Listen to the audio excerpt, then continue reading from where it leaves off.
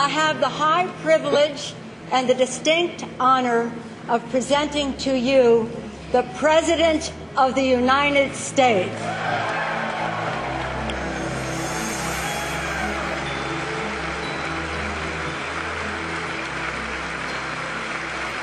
We stand at this crossroads of history. The eyes of all people in all nations are once again upon us, watching to see what we do with this moment.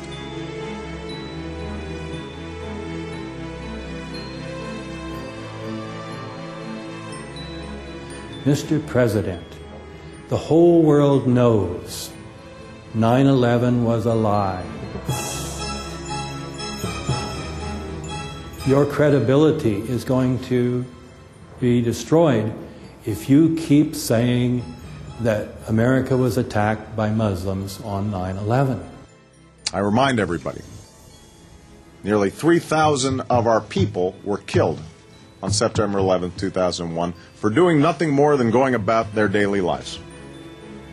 Al-Qaeda and its allies have since killed thousands of people in many countries. Obama tells lies, just like Bush. I see no fundamental difference, though his tone is different. There's no difference in the facts on the ground, though. To relieve the strain on our forces, my budget increases the number of our soldiers and Marines. To each and every one of them, we honor your service. We are inspired by your sacrifice, and you have our unyielding support.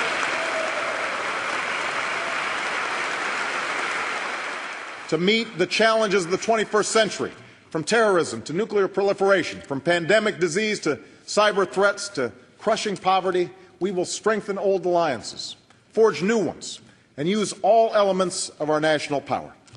We will forge a new and comprehensive strategy for Afghanistan and Pakistan to defeat al-Qaeda and combat extremism, because I will not allow terrorists to plot against the American people from safe havens halfway around the world. We will not allow it. Die sind wirklich verrückt auf die Idee. They're really crazy about the idea of dominating the whole world. The Pentagon's term for it is full-spectrum dominance. We control everything. Kontrollieren alles. Land, Seen, sea, Luft, air, cyberspace, outer space, everything. We want to make a Pax Americana. So that means an all-inclusive global empire. That was part of central motivation for 9/11. Because it was the basis for all these other crimes. It was the basis for saying, now we need to torture. Now we can attack another country preemptively. You know, we developed a new doctrine of preemptive warfare on the basis of 9/11.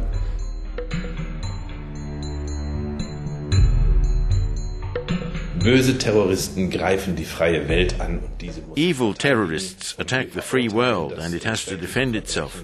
And we condemn the horrific crime led by Osama bin Laden on the 11th of September 2001. Das müssen sozusagen auf amerikanischen Druck hin weltweit alle Regierungen so. That's what the Americans are pressuring all the world's governments to say. And when you know that such rhetoric is dictated, we're allowed, of course, to doubt that it's right. Daran zweifeln, ob sie stimmt.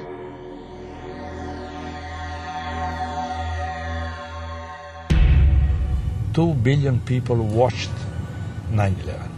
All together having the same feelings, the same fear. Everybody who did that was aware that the power of images was enormous. To dominate the images, you have to know the grammar of the images. You have to know the syntaxes of the images. And the most part of the population has no any idea about that. Beim 11. September sind 3000 Menschen ums Leben gekommen. On the 11th of September, 3,000 people were killed. A crime like that has to be dealt with by the police, by the justice system and so on, and lead to court convictions. You can't just say, like President Bush did, we know that those who perpetrated September the 11th come from Afghanistan. We have the proof, but we can't make it public to protect the sources. Wir können die Beweise aber nicht offenlegen, die Quellen. You can't do it like that. That's illegal. That's against international law. Das ist völkerrechtswidrig.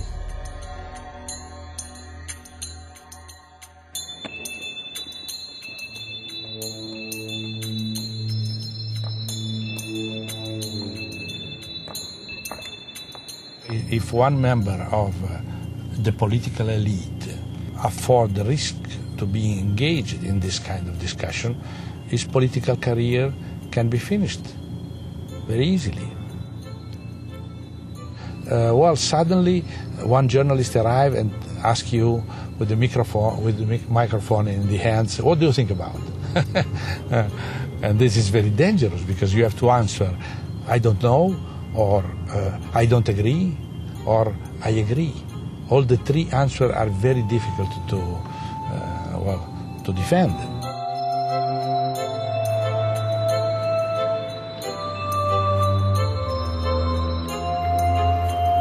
The large majority of the members of the parliament don't know nothing about this question. Their level of information is very similar to the level of information of normal citizen in the street. Maybe even worse, because people in the street sometimes read something, and the ignorance of many members of the European Parliament is evident. They have accepted the official version without any reflection. And when I say that, I say the same thing for the right and for the left. There is no difference. On the question of 9/11, we have a very strong psychological, political opposition. From the very beginning, the 9/11 became the day after a taboo for all the printed and televised media. This is everything. The 9/11 did not begin the 9/11 in the morning. 9/11 began when the neocon wrote the first part of the new American century, where it is very clear that they already thought that it was necessary a revolutionary change. That means this revolutionary change has not been imagined by the Muslim terrorists. This change has been imagined by a certain group of neocon sitting in the United States. This is the very beginning.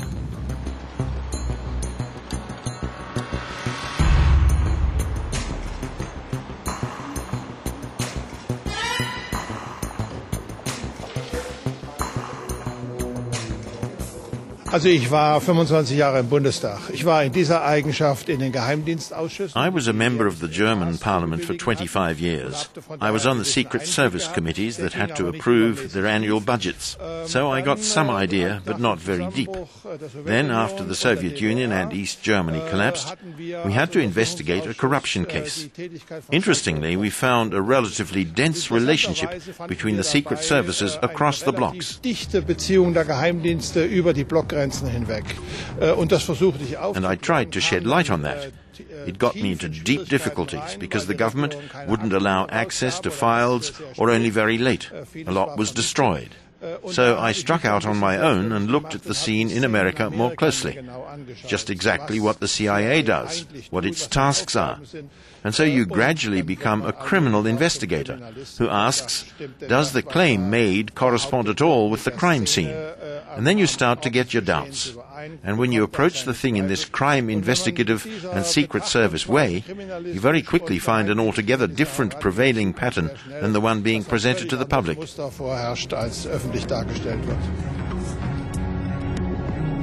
The media no longer report properly. They can't be relied on. It also used to be like that before, but now with this core occurrence, it's the decisive factor. The way the media are behaving is unconstitutional.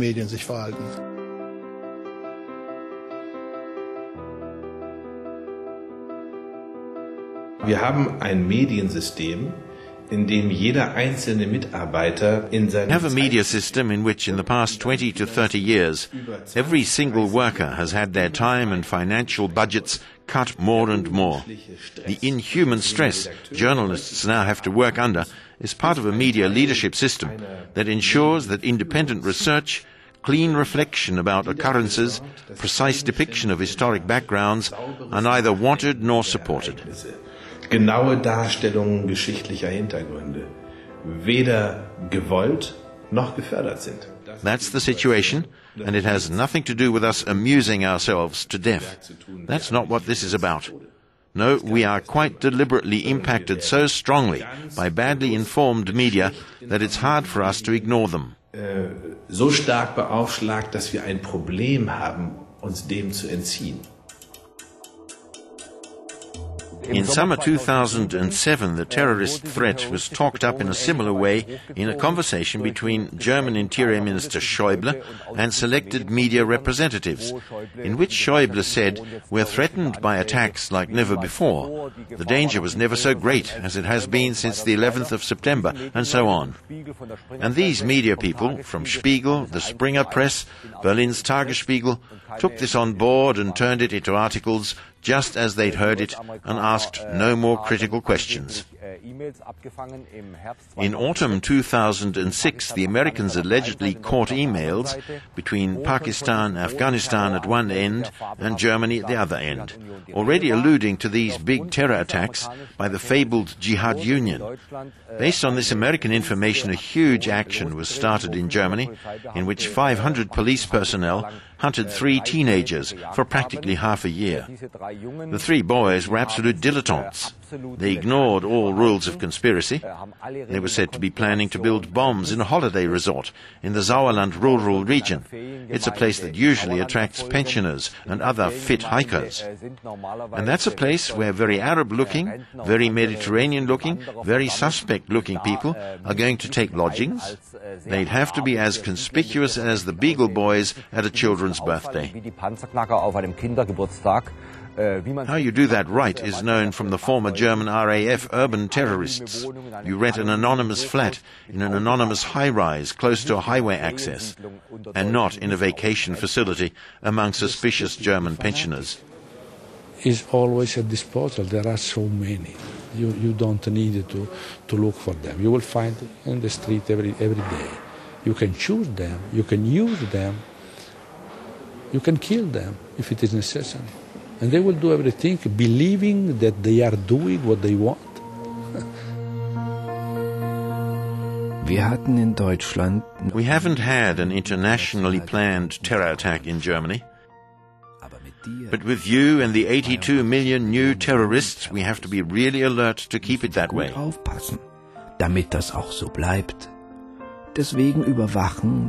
From now on, we keep watch on and record all your activities for 6 months.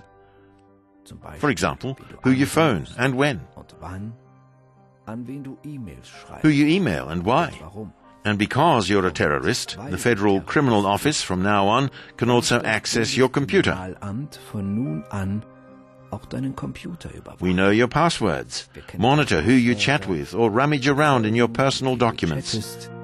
Oder stöbern in deinen persönlichen Dokumenten. We're able to download all data from your computer, change them, and store them completely new. Verändern oder ganz neue. A new ID card that, amongst other things, contains your fingerprint. More monitoring cameras and many more other surprises are in store for you. Überwachungskameras und noch viele Because you're a terrorist. Überraschungen warten schon auf dich. Denn du bist Terrorist. Die westeuropäischen Gesellschaften sollen The plan is to spread panic in West European societies so that the West European democracies put on security state and police state armor. Wir haben nach allen diesen Terroranschlägen oder Anschlagsversuchen in den letzten Jahren. After all these terror attacks and attempted attacks, the rights our constitution guarantees us have been radically cut. Wir haben etwa nach 9/11 im Jahr 2001 die sogenannten Chili-Gesetze. Since 9/11, there have been laws about phone tapping, about bans on Islamic associations. Verbot islamischer Vereine geht. Wir haben nach dem Anschlag in Madrid 2004 After the 2004 Madrid attack came the move to store all our communication data for a long time beyond our control. The authorities know everything about us. Und wir haben dann nach den Sauerländer Festnahmen And after the arrests of the 3 teenagers in September 2007, we got the new law about online searches and large-scale info gathering. It means police can now film into homes and not just listen in as they used to be able to do.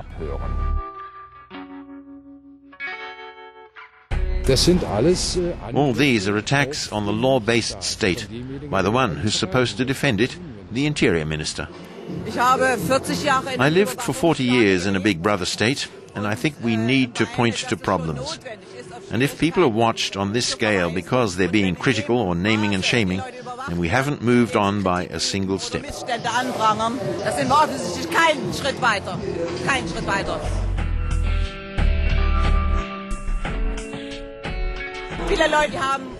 Many people have ideas about what could be changed, what could be done better. They can talk to members of parliament, they can write, but it's all ignored.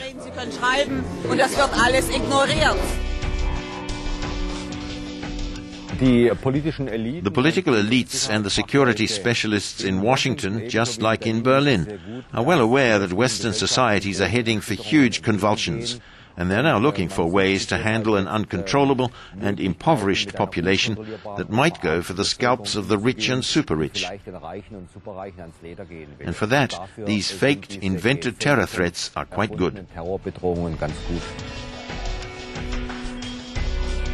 If you are taking decision against the majority of the people, you have to lie, and you have to act undercover.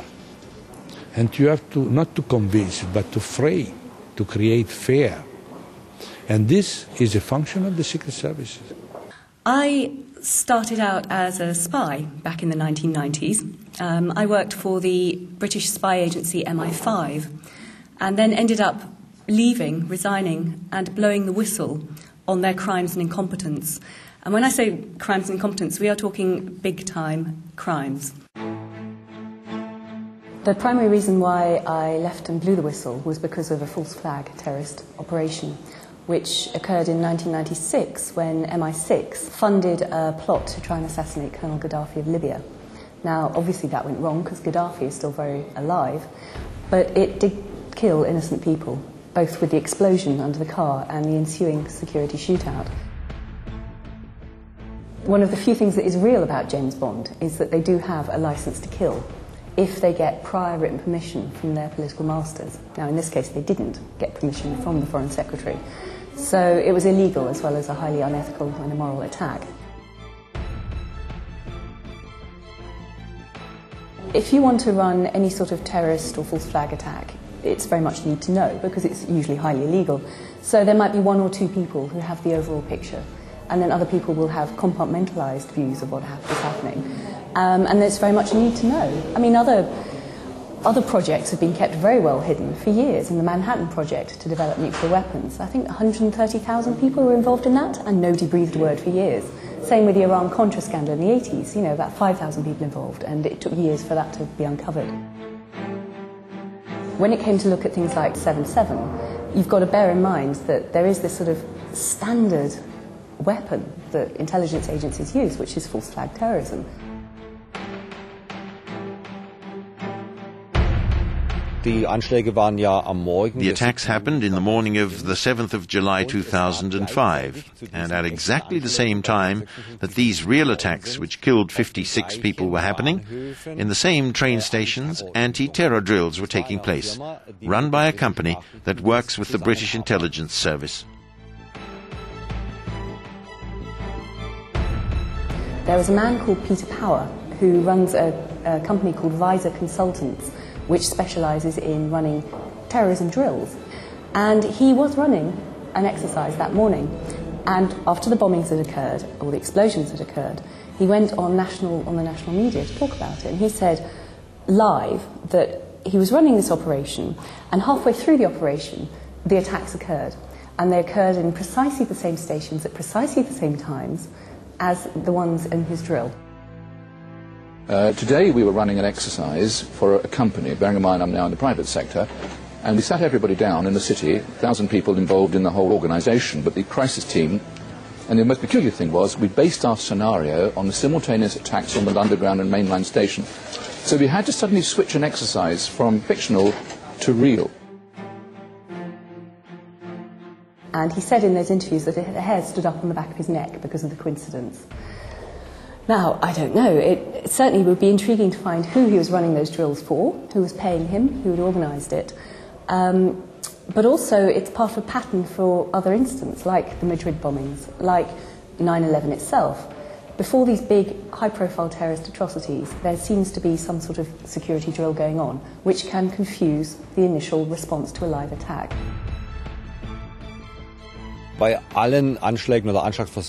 European and American secret services have played a principal role in all attacks or attempted attacks on European soil since the mid-90s. In all these plots, undercover agents, informers and staff of MI6, MI5, BND, CIA, DIA and so on were involved. Man sollte vielleicht nicht von den Geheimdiensten sprechen, sondern... But perhaps one should not speak of the secret services, but of the American factions within the European secret services. In close collaboration with their American case officers, they pursue the aim of creating a mood in the old Europe, as Rumsfeld called it, which is critical of American war waging, that will make us also put all our resources into the worldwide American anti-terror struggle. Dem amerikanischen Antiterrorkampf weltweit anschließen müssen. Und zu diesem Zweck, die anti-Islamic hysteria and similar things are promoted to stoke the readiness to go to war. And now I'd like to speak clearly and candidly to the American people. The situation is increasingly perilous. It's been more than 7 years since the Taliban was removed from power, yet war rages on. Insurgents control parts of Afghanistan and Pakistan. Attacks against our troops, our NATO allies, and the Afghan government have risen steadily. And most painfully, 2008 was the deadliest year of the war for American forces. In Iraq, we had success in reaching out to former adversaries to isolate and target al-Qaeda in Iraq. We must pursue a similar process in Afghanistan while understanding that it is a very different country. There is an uncompromising core of the Taliban. They must be met with force, and they must be defeated. I've already ordered the deployment of 17,000 troops that had been requested by General McKiernan for many months. These soldiers and Marines will take the fight to the Taliban in the south and the east. Und zuerst übrigens von den 17.000 kommen erstmal 8.000. And the first of those 15,000 to go will be 8,000 Marines, America's toughest fighters. These people show no sign of being interculturally competent in any way. They're about kicking indoors and killing people. This push will also help provide security in advance of the important presidential elections in Afghanistan in August. Although they know that this is the 1 month of the year that the Taliban can deploy 40 to 50,000 more fighters because the religious schools in Pakistan, the madrasas, are in summer recess, that's precisely the month the USA wants to hold elections. At the same time, we will shift the emphasis of our mission to training and increasing the size of Afghan security forces so that they can eventually take the lead in securing their country. Was sind das denn für Leute? What kind of people are these? Can they speak Pashto, the language of the Pashtuns? Can they speak the second big language of the country, Dari, the Afghan dialect of Persian? Are they culturally knowledgeable in any way? Not in the least. So what does one do? They just let the police do drills, and then they're sent as cannon fodder into battles with the Taliban, where they die in large numbers. That's how we will prepare Afghans to take responsibility for their security and how we will ultimately be able to bring our own troops home. Das ist alles Teil der amerikanischen Strategie. This is all part of the American strategy, and the more that Afghans shoot at Afghans, the happier NATO is. All of NATO understands that Al-Qaeda is a threat to all of us, and that this collective security effort must achieve its goals. Our behavior makes these peoples in Afghanistan and Pakistan hate us more and more, to the point where in Pakistan only 1 to 2% of the population are really behind America, and the rest of them oppose it and want no more to do with it. That's what we do. And then we need more troops. And then we need more Secret Service activities. And then we use development aid to hide the Secret Service activities. And so on and so forth. And then we sell people the line that the civilian-military cooperation in Afghanistan helps to build the country up. Fortunately, the German Science and Politics Foundation has published an essay that states that civilian-military cooperation serves only military aims. This is not about building up Afghanistan. This is not about service to the Afghan people. This is not about sustainably backing Afghanistan's development or some such thing that our politicians tell us here. We are not in Afghanistan to control that country or to dictate its future. We are in Afghanistan to confront a common enemy that threatens the United States, our friends, and our allies, and the people of Afghanistan and Pakistan who have suffered the most at the hands of violent extremists. What we need is for the USA to not only declare that they don't want to be in control of Afghanistan, but for them to declare generally that they're not out to play a dominant role in the region anymore, and that its peoples finally get what the Americans constantly claim is their aim, sovereignty and freedom.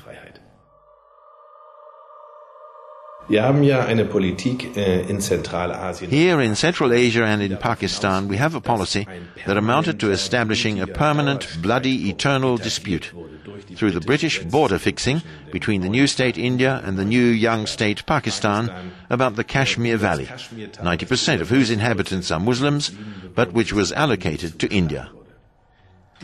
This small decision involving a few million people has since led to 3 big wars between the countries and constantly threatens to cause another, because the British drew borders like that worldwide, so that historians even call it British border drawing. Eine solche Art von Grenzziehung, sodass der Historiker sogar von britischen Grenzziehungen spricht. Their aim was to have as many peoples as possible engaging in bloody conflicts with each other, so that their strength isn't directed outside, but is wasted inside. Es gibt eine Grenze zwischen Afghanistan und Pakistan. There's a border between Afghanistan and Pakistan called the Durand Line. It runs right through the middle of Pashtun settlement lands on both sides of it. There are Pashtuns in Afghanistan and Pashtuns in Pakistan. The border was agreed for 99 years in 1893 between the British Empire, the Tsar, and a few Afghan dignitaries.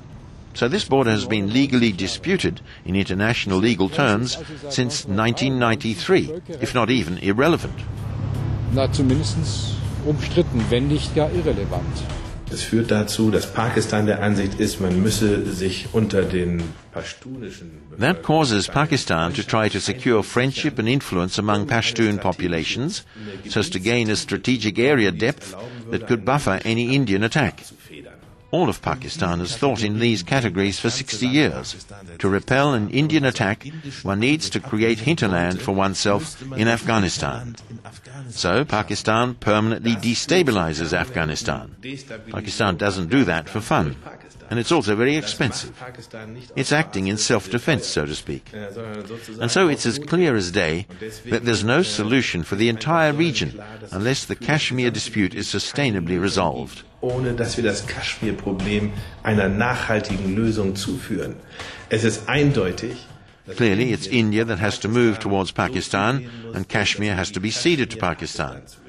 And for that, India must receive international guarantees and compensation, most of which would have to be paid by Britain. Without this, neither Pakistan nor Afghanistan will have peace.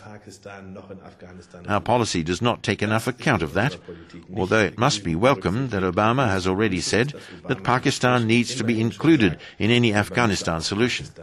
It's a very narrow way of looking at it, which doesn't relate to the whole historic context, and because of that is rejected by the entire Pakistani population, as we now know. The war goes on. We're increasing the number of troops in Afghanistan, and Obama encouraged Europeans to cooperate more with America. Cooperate meant send more troops to Afghanistan. As America does more, we will ask others to join us in doing their part. From our partners and NATO allies, we will seek not simply troops, but rather clearly defined capabilities, supporting the Afghan elections, training Afghan security forces, a greater civilian commitment to the Afghan people. Obama has said he wants more dialogue in NATO. He wants to coordinate more with the allies. A very tight closing of ranks is sought. Good. But what he doesn't want is contradiction. For example, more legalization of NATO deployments. And something else he clearly doesn't want is for the operations running illegally up to now to be downsized in any way. I don't even want to mention concepts like apologizing, compensating, reparations, or things like that.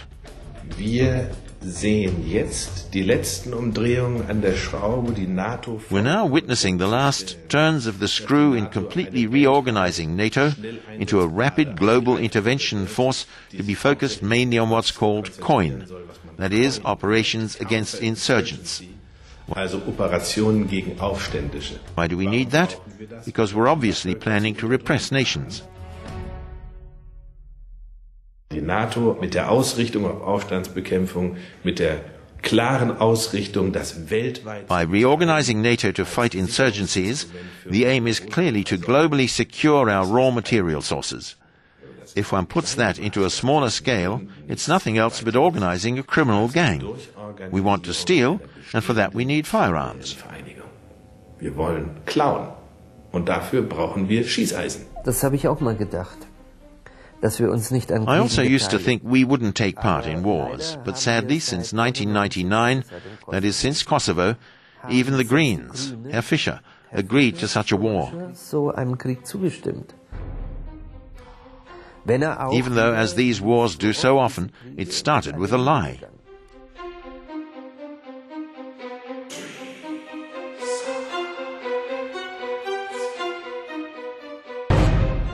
Welche Bedeutung dieser Raum hat, sieht man ja You see how important this region is in the EU's eastern expansion, which was then on the agenda, as was NATO's expansion eastward.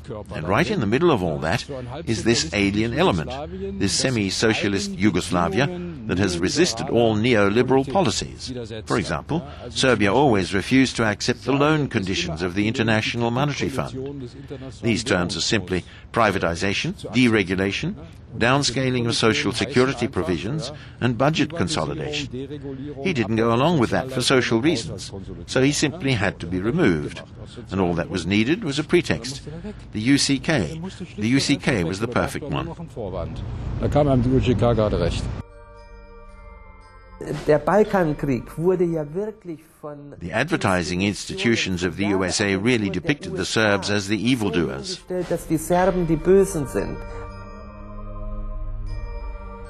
Milosevic was talked up as the worst villain since Hitler, so that for public consumption one had a justification for going in there.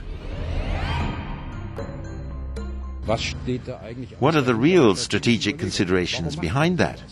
Why is something like that done? Why does one wage an internationally illegal war? Internationally illegal because the UN Security Council did not approve it. So it was done without the UN Security Council, a crass breach of international law, a crass breach of the United Nations Charter that we all regard as a great civilizatory advance on what was there before the United Nations.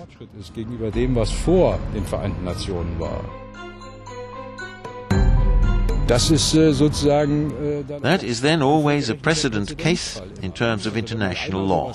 Once you've done something like that, and not enough opposition was put up against it, including publicly, you can invoke it in the next case. And suddenly, a breach of international law becomes something normal in international law, like customary law.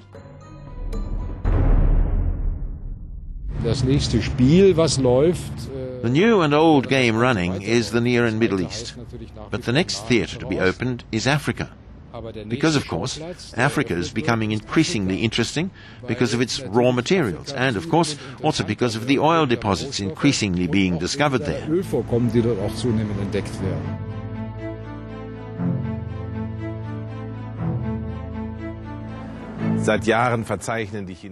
For years, Chinese influence has grown greatly in Africa, and the USA has, of course, noticed that and is greatly worried by it. It believes this diminishes its opportunities on the continent. At stake are decisive raw materials and also geostrategic advantages.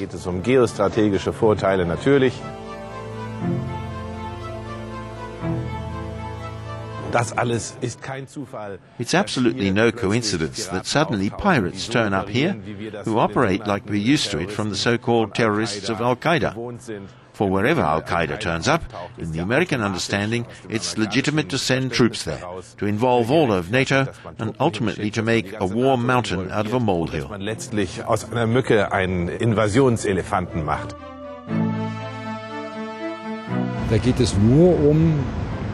The only consideration is the strategic position of Somalia in the Horn of Africa. That is a passage for tankers, for example, and that has to be safe. That has to be under American control. It was written then in the year 2017, China will become the biggest danger for the national security of the United States. They were providing clearly that in a short period of time, China will be a big danger.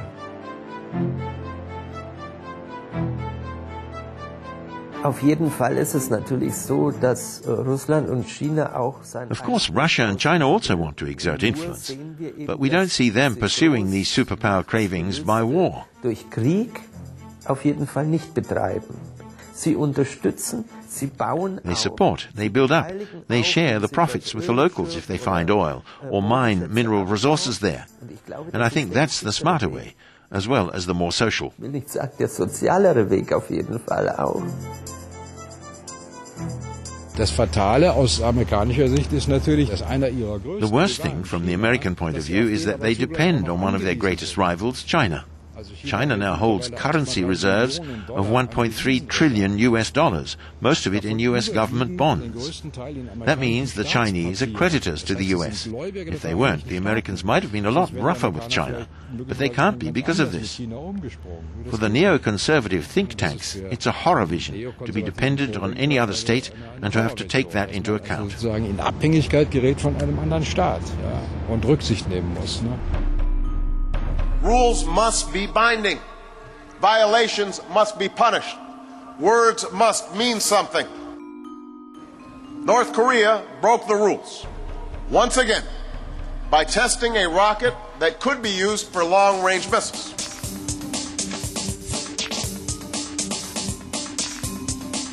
The world must stand together to prevent the spread of these weapons. Now is the time for a strong international response, and North Korea must know that the path to security and respect will never come through threats and illegal weapons.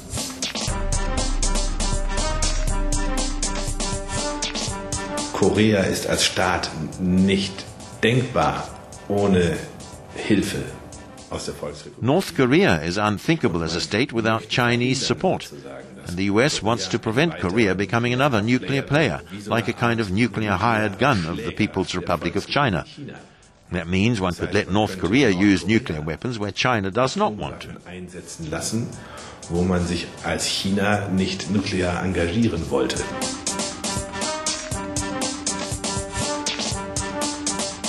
All nations must come together to build a stronger global regime. And that's why we must stand shoulder to shoulder to pressure the North Koreans to change course.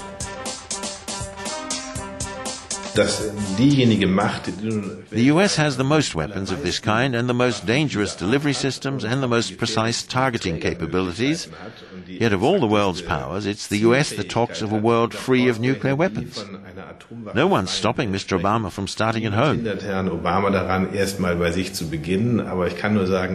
But I can only say that given the crisis we have in the Middle East, it would also be very valuable if Israel were prevented from adding to its nuclear arsenal. And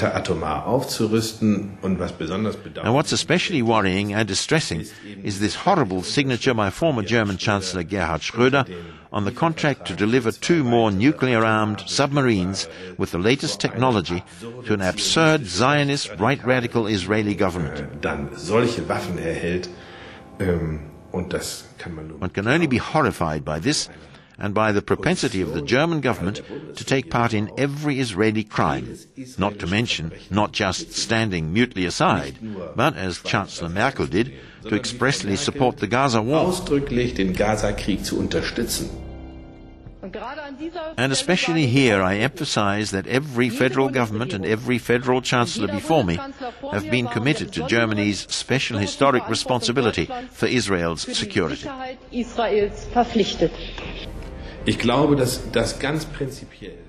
I believe that very fundamentally not forgetting the Holocaust, the recognition that a monstrous crime was perpetrated here, is a very important guideline, especially of German actions. But it can't stop at comparing the numbers killed and arguing that this allows Israel to commit new crimes, and we Germans aren't allowed to speak out against that. That is a kind of accounting that doesn't work out historically, and moreover is unjust.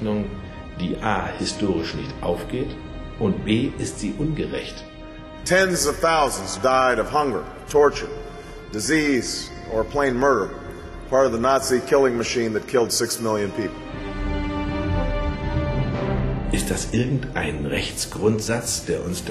Does some kind of legal tenet force us to remain silent about all new crimes in the Gaza Strip, in Lebanon, or whatever? Und was immer es sein mag, zu schweigen?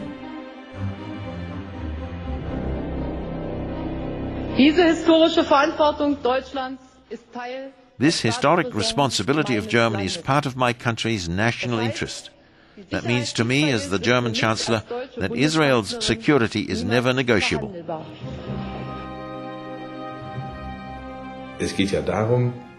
The aim is to transfer Palestinian population out of areas where they still live. That is an ancient Zionist dream, cleansing Muslims from this area on religious grounds. That is the Zionist way of thinking. Dieses Gebiet von Muslimen. Das ist die zionistische Denkweise. The Palestinian people must preserve Israel's identity as a Jewish state with secure, recognized, defensible borders. And Jerusalem will remain the capital of Israel, and it must remain undivided. Es ist ein Konflikt zwischen 2 Weltsichten. Die eine ist eine faschistische. It's a conflict between 2 worldviews. One is a fascist, national, socialist ideology which has incorporated Zionism.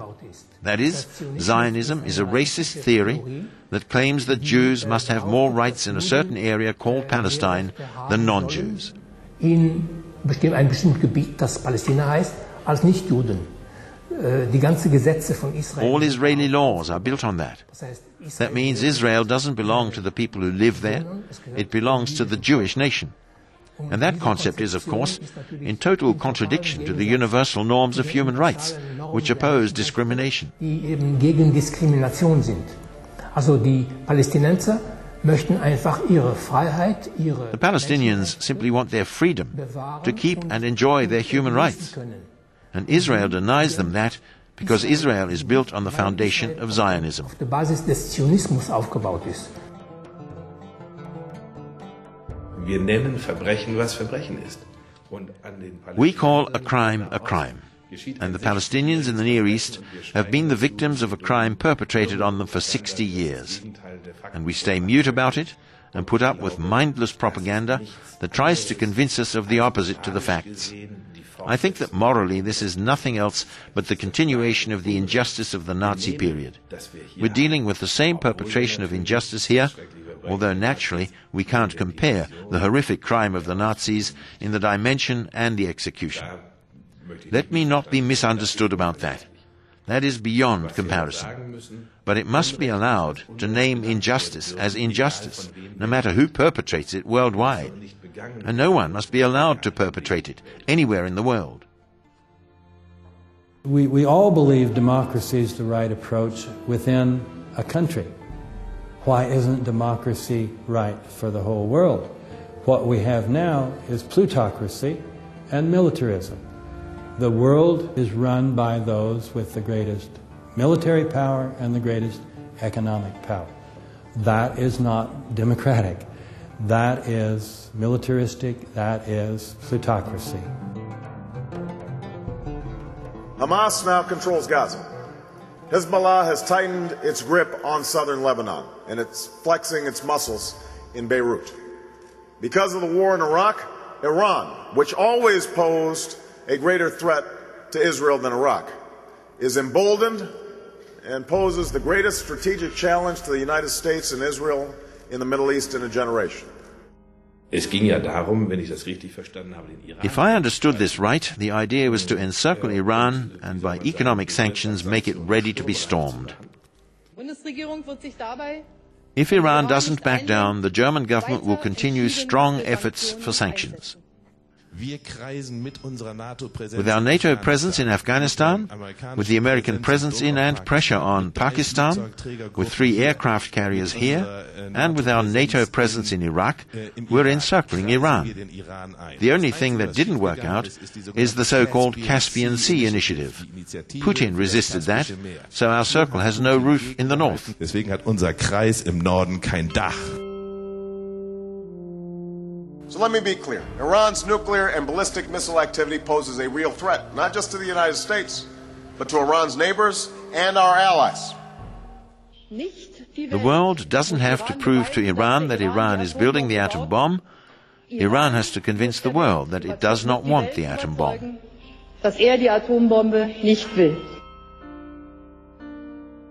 Dass wir hier keine Atomwaffen haben, stimmt ja. It's not actually true that we don't have atomic weapons here. American atomic weapons are based here in Büchel, for example, administered by the German armed forces. And the German forces will surely have to fire them too, if the Americans were to think that was the right thing to do in some conflict or other that hopefully will never happen.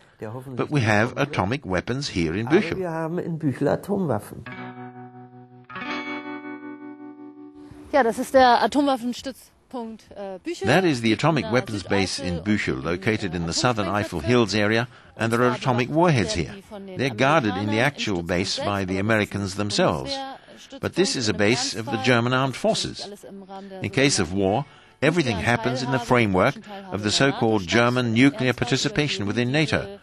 So in case of war, these US soldiers hand over the atomic warheads to the German soldiers, who then have to pack them into tornadoes and fly them into the target area as soon as they receive the order.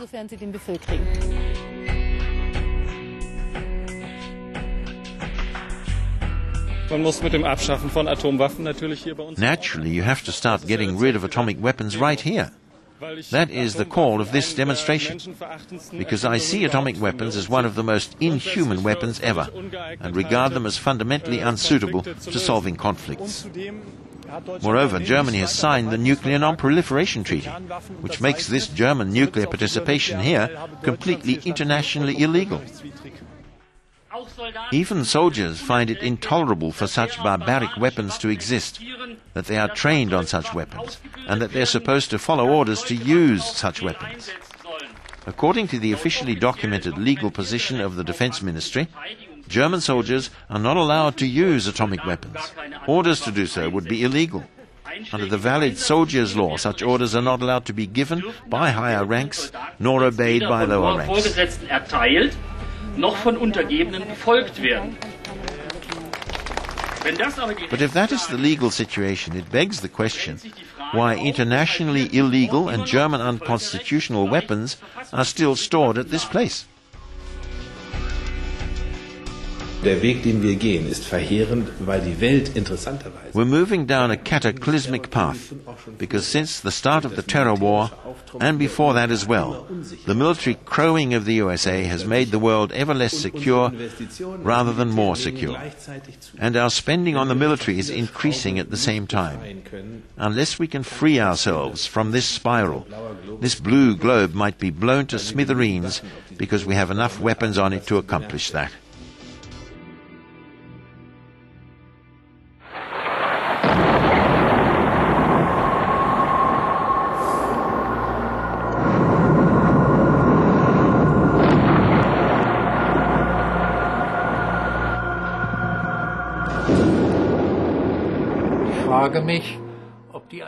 I ask myself whether the Allied troops looking for weapons of mass destruction here didn't themselves use a weapon of mass destruction by firing uranium ammunition.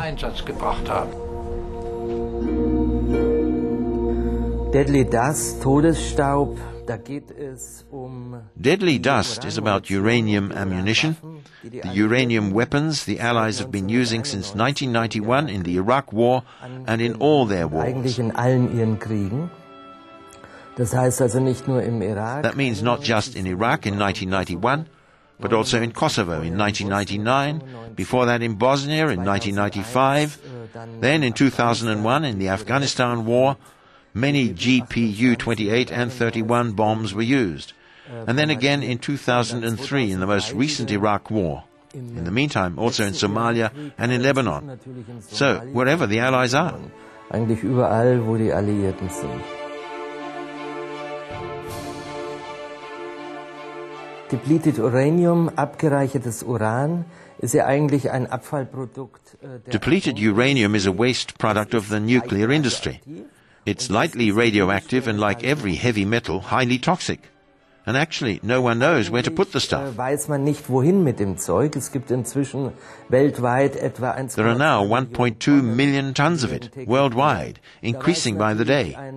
So naturally, it was a huge discovery for the military designers when they found out that if one forms this into a metal rod and accelerates it, it smashes through any obstacle. And the enormous heat created by that friction ignites the depleted uranium, which burns up explosively. That means these shells don't need any explosive of their own. Und verbrennt explosionsartig. Das heißt, diese Bomben brauchen eigentlich keinen eigenen Sprengstoff. Hier haben wir nun einen Panzer gefunden. This tank was destroyed with depleted uranium ammunition, taking hits on the turret here and here on the side. Am Turm und hier an der Seite. Und wenn wir das messen, the radioactivity registers far into the red area of this instrument. Weit im roten Bereich. The European Organization of Military Associations, Euromil, the trade union of European soldiers, condemns this weapon and constantly calls for its abolition. That means Euromil is aware how dangerous it is. NATO knows that too, but ignores the wish of the trade union and keeps using this weapon.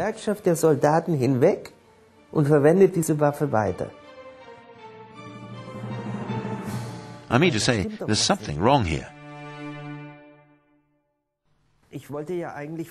I didn't really set out to make a film about uranium ammunition.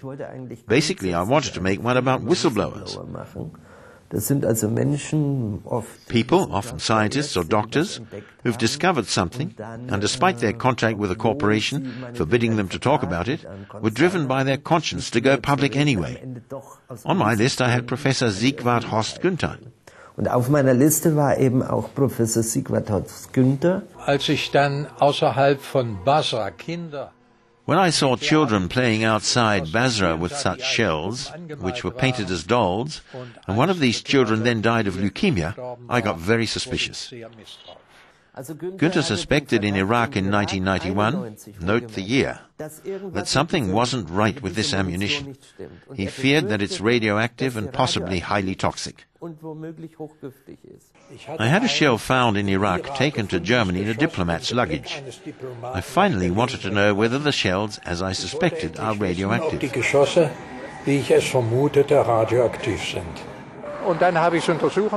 I had it examined at 3 universities. First at Humboldt University.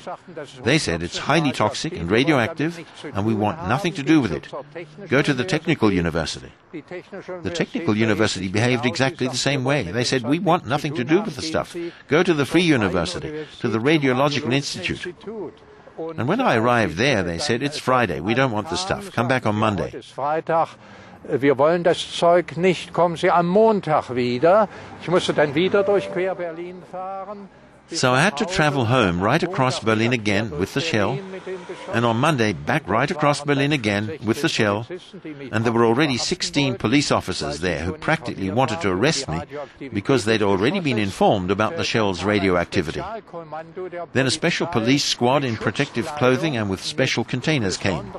They said, that is highly toxic and radioactive.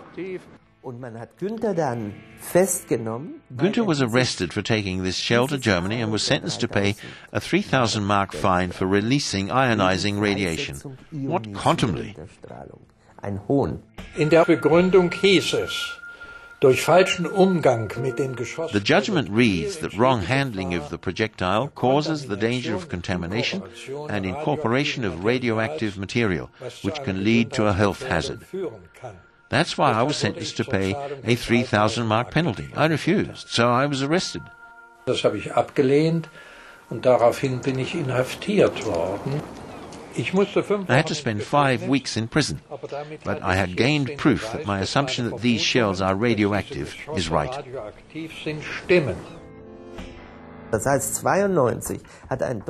That means that in 1992, a German court ascertained how highly dangerous this weapon is. When such a shell hits a tank, the depleted uranium burns up in this great heat into so-called nanoparticles that are 1/100th the size of red blood cells.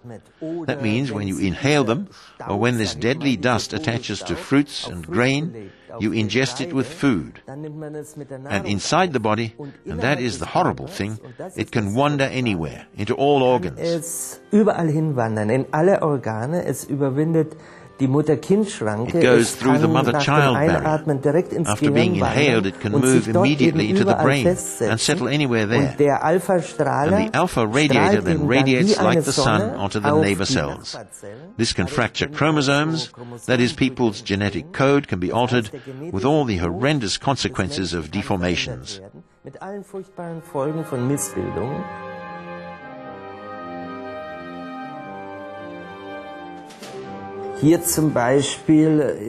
This is a baby we photographed in Baghdad in 2003.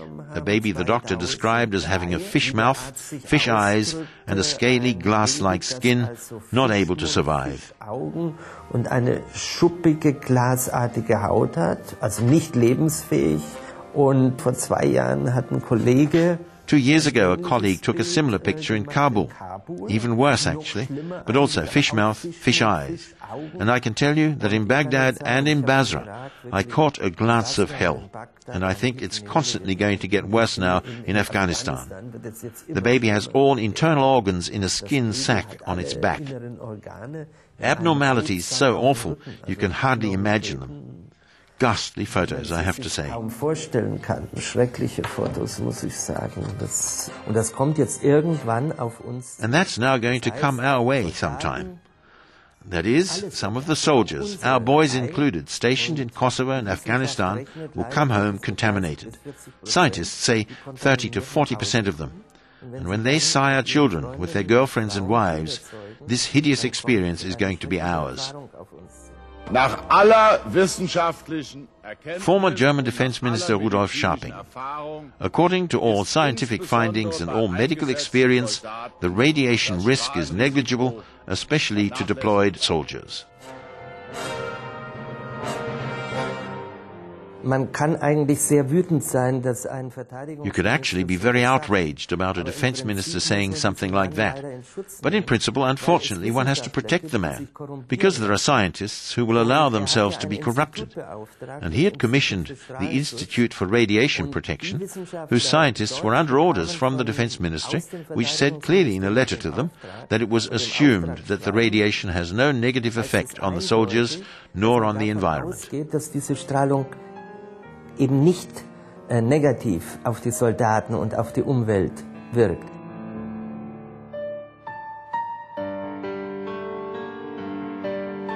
Wir müssten ja uns klar. These weapons have existed for more than 40 years.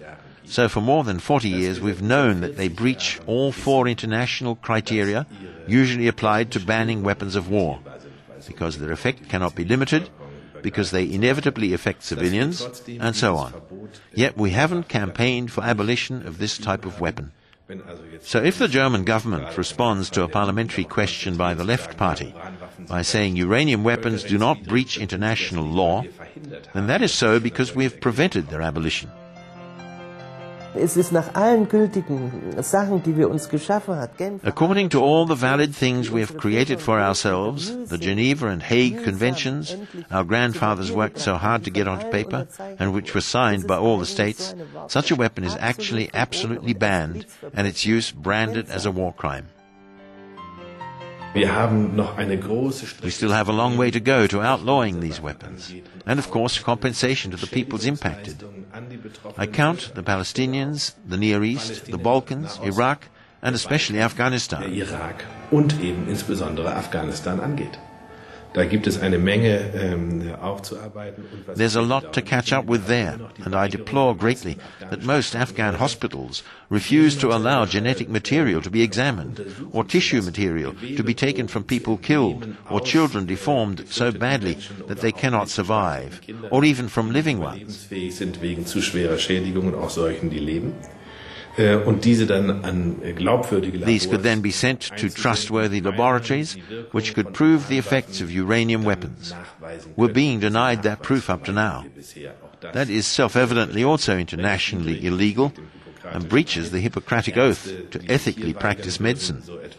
Doctors who refuse to cooperate on this should be made to take down their shingle and should clearly be banned from practicing.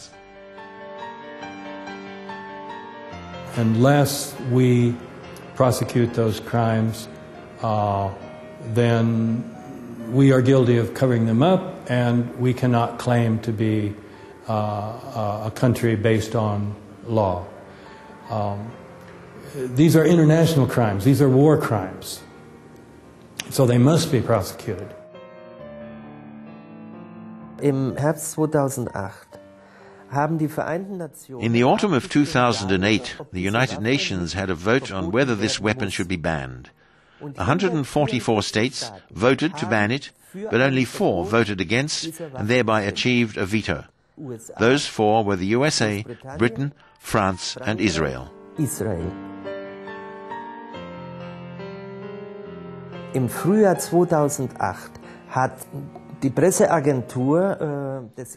the spring of 2008, the press agency in Iraq, which actually operates by permission from the Allies, reported that in Iraq alone 18 regions can no longer be lived in.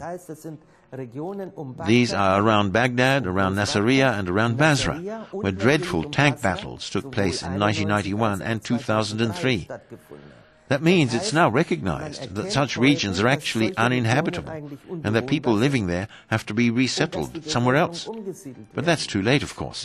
They've been breathing this stuff in for years, and because of that they will fall ill with cancer, with leukemia, and die. And I fear that it's planned like that the aim really is to systematically destroy a population, to decimate them. Das heißt, die Menschen tragen Genschäden. People's genes will be damaged and they'll no longer be able to bear healthy children. So that what we're doing there is very clearly genocide, a creeping genocide. Die Bombardierung in Afghanistan von Tora Bora. The giant Tora Bora system of caves in Afghanistan was bombed because Osama bin Laden was assumed to be there. But it's also one of Afghanistan's biggest water source areas. So the bombing systematically made the spring water unusable. It has been poisoned by the high toxicity of these bombs, and it's radioactive. Und es ist radioaktiv. Ich habe das Gefühl, das ist I'm feeling that this is the most important issue I have dug up in my career, and we have to bring it to public attention. I don't want to be told someday, you knew about it but did nothing. Du hast was gewusst und hast nichts getan. Wir sind immer mehr bereit zu akzeptieren, We're more and more ready to accept that war is a necessity. War is becoming part of political considerations because we don't know what war is like. Because we live in our world where we have our internet, our television, our nice warm homes and our fast food, and we have no idea what the deprivation of war is like. And that's why we're so quick to judge. That's a crazy madman and we have to remove him by force of arms. We don't see how that makes the population of the country suffer, and that destinies depend on this. We have no feeling, no empathy for what's happening there. I think it's necessary to call back into people's awareness that wars are the most fascist, inhuman thing known to the world, and that no war must be allowed to be the solution of any kind of political conflict. Every single one of us, be they filmmaker or musician like us, or every single blogger, hopes for changes. They're not going to happen from one day to the next. It's the process that matters. It's slowly activating. Would you please tell us your experiences with the media? Sure.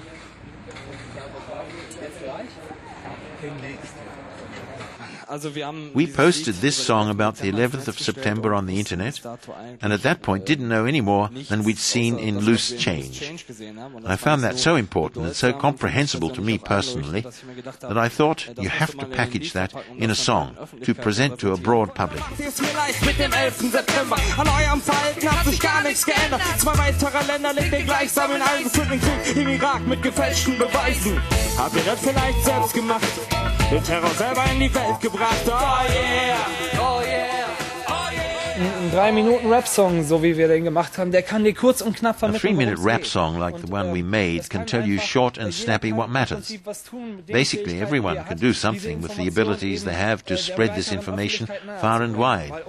Our mainstream media ruthlessly fail to do that.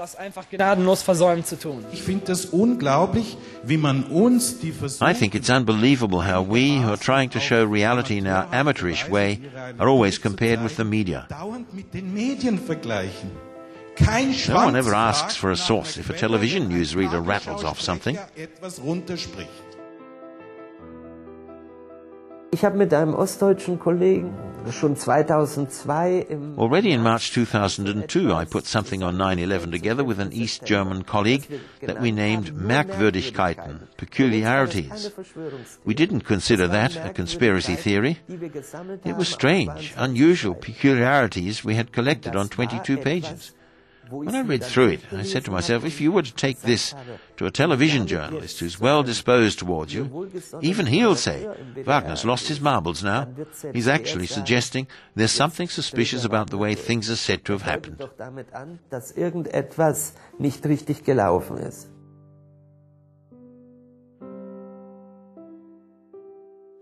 Ich habe die Schnauze voll von den Medien. I'm fed up to the back teeth with media that lie to me all day. And the question is, do we want to start a different medium that doesn't do that? I think it's much more important to set up an entertainment broadcaster, to air entertainment and films that don't present the classic image of the state protecting you. James Bond is there for you, but the exact opposite, but with high entertainment value as well. Das zerreißt ja den Leuten komplett ihr Weltbild und man hat auf einmal that would rip to shreds people's perception of the world. If they previously felt the state protects me, they suddenly see that it's the exact opposite. The state is trying to scare me, and many people find it hard to believe that. So there's huge resistance when they're told that a very big proportion of the terror attacks are perpetrated by our own side. They're organized by our own secret services, so that we can take part in the world game of occupying oil sources and strategically important areas, so that we can be in it. We say we're also being threatened.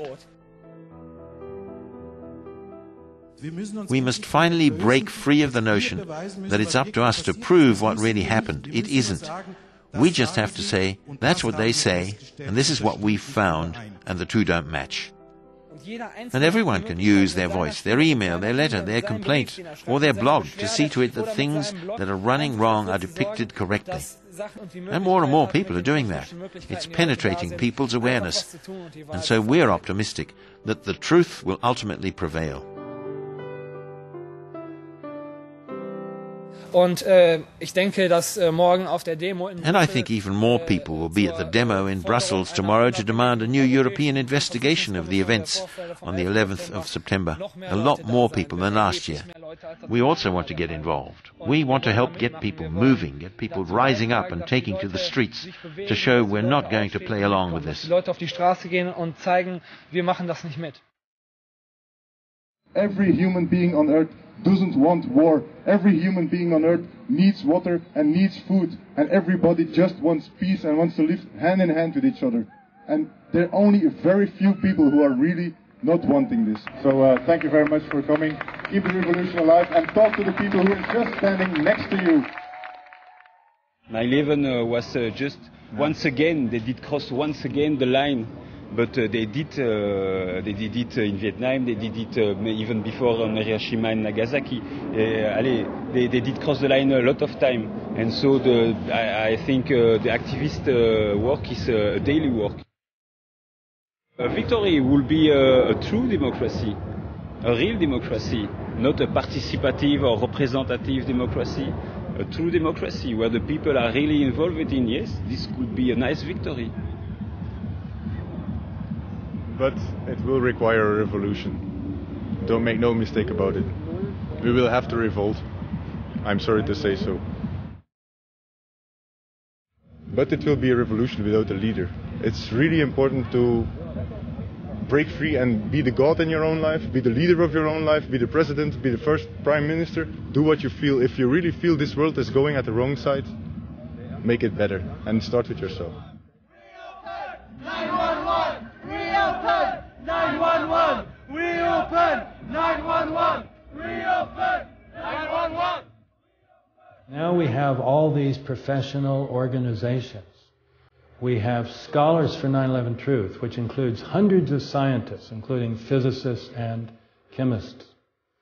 We have Pilots for 9/11 Truth, Veterans for 9/11 Truth, with many former military officers, firefighters for 9/11 Truth, medical professionals for 9/11 Truth, religious leaders for 9/11 Truth, lawyers for 9/11 Truth, political leaders for 9/11 Truth, intelligence officers for 9/11 Truth.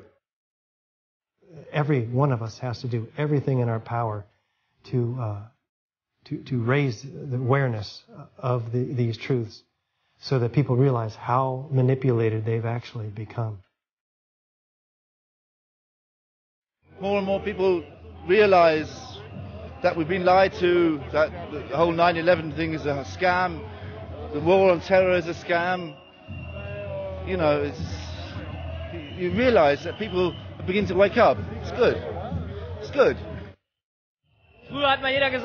There was a time when everyone said the Earth is a disk, and now everyone knows it's a globe. And one day, everyone will know that 9/11 was engineered so as to have a pretext for war, to take us into a global totalitarian state if we don't do anything against it. So how do we go from here? What do we do with this situation as the German nation, as Europe, as NATO? How do we deal with governments that would rather send troops against the population than give up their criminal policies?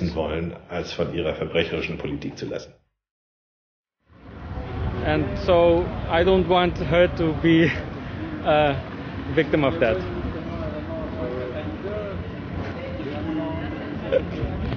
Wir müssen die Medien wieder dazu bewegen, We have to get the media back into reporting about it. They have to do what they're there for, research and publish. And if necessary, we'll have to form another extra-parliamentary opposition and take to the streets again to pressure them to do it. An opposition that has to articulate its views on the streets if it can't get a hearing any other way. We have to take to the streets again. Auf der Straße verdeutlicht werden müssen. Wir müssen wieder auf die Straße. I worked in that field for a very long time, in the criminal police. And there you develop a way of recognizing things that make sense and things that don't make sense. If this is what I suspect it is, then it's the crime of the century. And I don't want to keep living with that, and humanity can't keep living with that either. Something really terrible will happen to us if we allow this lie to stand.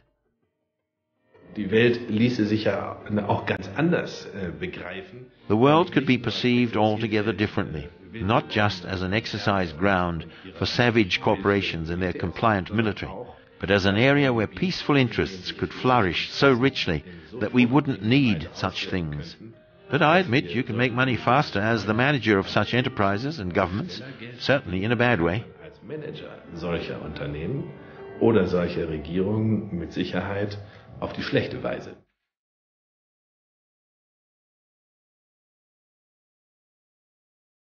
Unser alter Bundespräsident Johannes Rau hat einmal Our former federal president, Johannes Rau, once said, democracies are not viable if ethics no longer matter in the day-to-day business of politics. Especially as the mightiest armed alliance of the world, we should stop wanting to oppress foreign nations. That would be the best contribution to our security that I can imagine.